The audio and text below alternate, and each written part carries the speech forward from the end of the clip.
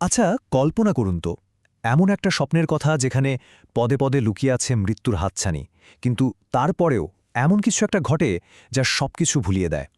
আজকের এই বিশ্লেষণে আমরা ঠিক এরকমই একটা প্রাচীন এবং অদ্ভুত রূপক কাহিনী নিয়ে কথা বলবো। এটা শুধু সাধারণ কোনো গল্প নয়, বরং আমাদের সবার জীবনের এক গভীর আর সত্যি বলতে কিছুটা ভয়ঙ্কর একটা সত্যের প্রতিফলন। চলুন সরাসরি ওই দুঃস্বপ্নটার ভেতরেই ডুব দেওয়া যাক। তো ঘটনাটা শুরু হচ্ছে একটা লোকের দুঃস্বপ্ন দিয়ে। স্বপ্নে সে নিজের প্রাণ বাঁচাতে পাগলের মতো দৌড়াচ্ছে। কেন? কারণ তার পেছনে তাড়া করেছে এক বিশাল ক্ষুধার্ত সিংহ। দৌড়ানোর আর কোনো জায়গা নেই, সামনে শুধু একটা বড় গাছ। কোনো উপায় না পেয়ে সে তড়িঘড়ি করে ওই গাছে উঠে পড়ে, একটা ডালে গিয়ে বসে। ভাবল, যাক বাবা, বাঁচা গেল। কিন্তু নিচে তাকিয়ে তার রক্ত হিম হয়ে যায়। সিংহটা কিন্তু চলে যায়নি, ওটা গাছের নিচেই একদম শান্ত হয়ে বসে আছে। মানে শিকার ধরার এক অদম্য জেদ নিয়ে সে স্রেফ অপেক্ষা করছে। বুঝতেই পারছেন, একটা দম বন্ধ করা অবস্থা। আর এরপরেই শুরু হয় আসল খেলা। একটু খেয়াল করলে দেখবেন লোকটার বাঁচার অপশানগুলো কিভাবে সেকেন্ডের কাটার সাথে সাথে শেষ হয়ে যাচ্ছে। প্রথম 1 মিনিট গাছে উঠে তার মনে হলো সে বোধহয় বেঁচে গেছে, কিন্তু ঠিক দ্বিতীয় মিনিটে তার নজর গেল যে ডালটা এসে বসে আছে তার গোড়ার দিকে। সেখানে দুটো ইঁদুর, একটা কালো একটা সাদা, তা না ওই ডালটা কাটছে। যে কোনো মুহূর্তে ডালটা ভেঙে পড়তে পারে। আতঙ্কিত হয়ে তৃতীয় মিনিটে লোকটা যখন আবার নিচে তাকালো, তখন সে এমন কিছু দেখল যা তার শেষ আশাটুকুও কেড়ে নিল। গাছের ঠিক নিচে, যেখানে সে পড়লে গিয়ে পড়বে, সেখানে বিশাল এক কালো সাপ বড় করে হা করে বসে আছে। মানে চারপাশটা একবার ভেবে দেখুন, আক্ষরিক অর্থেই এটা একটা নিশ্ছিদ্র মৃত্যুর ফাঁদ। নিচে ক্ষুধার্ত সিংহ ছিঁড়ে খাওয়ার অপেক্ষা, একমাত্র অবলম্বন যে ডালটা সেটা ইঁদুরে কেটে ফেলছে, আর নিচে পড়লেই সাপের পেটে। এটা এতটাই চরম ভীতিকর আর আশাহীন একটা পরিস্থিতি যে এখান থেকে বেরোনোর কোনো উপায় কারো মাথায় আসার কথা না। একেবারে দেয়ালে পিঠ ঠেকে যাওয়ার মতো অবস্থা। কিন্তু ঠিক এই চূড়ান্ত হতাশার মুহূর্তেই গল্পের মোড় ঘুরে যায়। যখন চারপাশের এই নিশ্চিত মৃত্যু তাকে গ্রাস করতে আসছে, তখন সে বাঁচার শেষ চেষ্টা হিসেবে মাথার উপরের দিকে তাকাল। মানুষের একটা সহজাত প্রবৃত্তি থাকে না, বিপদের সময় উপরে তাকিয়ে বাঁচার রাস্তা খোঁজা। তার মনে হল হয়তো উপরে শক্ত কোনো ডাল বা এমন কিছু আছে যা ধরে ঝুলে থাকা যাবে। কিন্তু উপরে তাকিয়ে সে যা দেখল সেটা একেবারে কল্পনারও বাইরে। বাঁচার কোনো রাস্তা না, বরং সে দেখল মাথার ওপরের ডালে চমৎকার একটা মৌচাক ঝুলে আছে, আর সেখান থেকে টপ টপ করে তাজা সুমিষ্ট মধুর ফোঁটা নিচে ঝরে পড়ছে। দৃশ্যটা এতটাই মোহনীয় ছিল যে ওই চরম বিপদের মধ্যেও লোকটা নিজেকে সামলাতে পারল না। সে মুখ উঁচু করে ঝরে পড়া এক ফোঁটা মধু চেখে দেখল, আর সেই স্বাদ এক কথায় অসাধারণ এবং অপ্রতিরোধ্য। এক ফোঁটা মধুই যেন তার পুরো চেতনাকে এলোমেলো করে দিল। ওই মধুর স্বাদটা এতটাই জাদুকরী ছিল যে সে এক ফোঁটায় থামতে পারল না। সে আরও এক ফোঁটা চাইল, তারপর আরও এক ফোঁটা।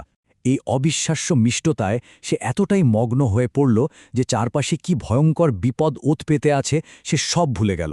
হ্যাঁ, একদম সব। ওই সিংহ, ডালকাটা ইঁদুর, হা করে থাকা সাপ, সব কিছু তার মাথা থেকে বেরিয়ে গেল। সে শুধুই মধুর স্বাদে হারিয়ে গেল। আর ঠিক সেই মুহূর্তেই ধরফর করে তার ঘুম ভেঙে যায়। সে হাঁপাতে হাঁপাতে বুঝতে পারে পুরোটা একটা স্বপ্ন ছিল।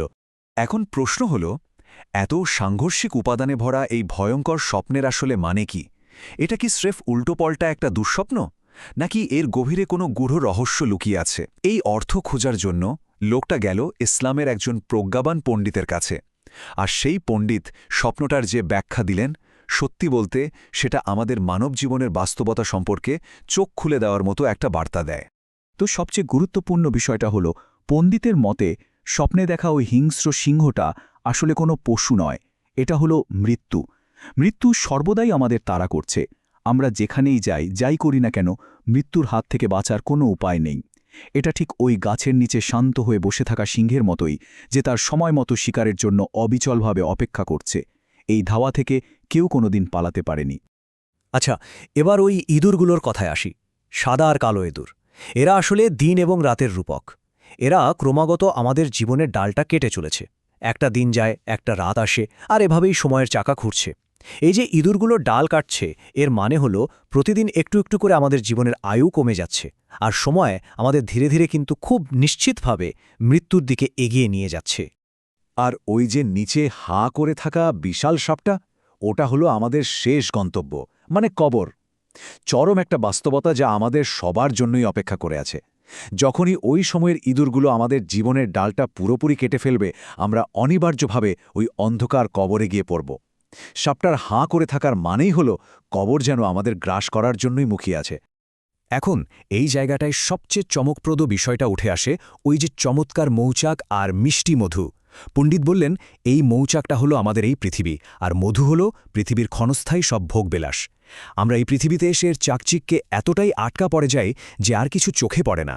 টাকা পয়সার মোহ, ক্ষমতার লোভ বা জাগতিক সব আনন্দ, এগুলো একেবারে ওই মধুর মতোই, যা প্রথম স্বাদে আমাদের তীব্রভাবে আচ্ছন্ন করে ফেলে। আর এই পুরো ছকটা খুব চমৎকারভাবে তুলে ধরে পণ্ডিতের সেই বিশ্লেষণকে। এক নজরেই পুরো গল্পের আসল অর্থটা এখানে পরিষ্কার। একদিকে আছে আমাদের গল্পের উপাদান, সিংহ, ইঁদুর, সাপ আর মৌচাক, আর অন্যদিকে তাদের পেছনের গভীর অর্থগুলো, অবধারিত মৃত্যু, বয়ে চলার সময়, অপেক্ষায় থাকা কবর এবং পার্থিব ভোগবিলাস। একটা সাধারণ গল্পের আড়ালে মানব জীবনের কত বড় একটা সত্যি লুকিয়ে আছে ভাবা যায়। এটা আমাদের জাগতিক মোহ আর জীবনের শেষ পরিণতির মধ্যে দারুণ একটা বৈপরীত্য তৈরি করে। চলুন দেখি মনস্তাত্ত্বিক এই ফাঁদটা কিভাবে কাজ করে। এটা আসলে ধাপে ধাপে আমাদের গ্রাস করে।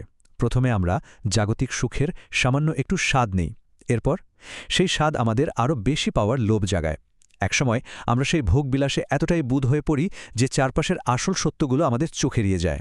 আমরা একদম ভুলেই যাই যে মৃত্যু আমাদের তাড়া করছে, সময় ফুরিয়ে আসছে, আর কবর অপেক্ষা করছে। অত্যন্ত সূক্ষ্ম কিন্তু নিশ্চিত একটা পতন। এই পুরো রূপক কাহিনীটার মূল নির্যাস অসাধারণভাবে ফুটে উঠেছে হজরত আলী আলাইহিস সালামের একটা কথায়। তিনি পৃথিবীকে একটা সাপের সাথে তুলনা করেছেন। বাইরে থেকে এটা খুব নরম আর আকর্ষণীয় মনে হতে পারে, ঠিক ওই মধুর স্বাদের মতো, কিন্তু এর ভেতরে রয়েছে প্রাণঘাতী বিষ। যারা নির্বোধ তারা এর বাইরের চাকচিক্যে মোহগ্রস্ত হয়, কিন্তু যারা জ্ঞানী তারা এই মোহ থেকে নিজেদের দূরে রাখেন আর চিরন্তন সত্যের দিকে নজর দেন। আসলে পুরো আলোচনাটা আমাদের সামনে খুব বড় একটা প্রশ্ন ছুড়ে দেয়। আমরা কি প্রজ্ঞার পথ বেছে নেব, নাকি মোহের জালে আটকা পড়ব? ক্ষণস্থায়ী আনন্দের কাছে মাথা নত করাটা আমাদের একটা সাধারণ স্বভাব। আমরা অনিবার্য সত্যগুলোকে এড়িয়ে সাময়িক সুখে বিভোর থাকতে পছন্দ করি।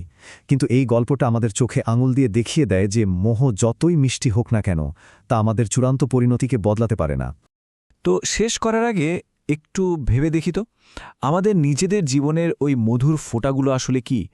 আধুনিক জীবনের এই ইঁদুর দৌড়ে আমরা সবাই কিন্তু কোনো না কোনোভাবেই গাছের ডালেই বসে আছি।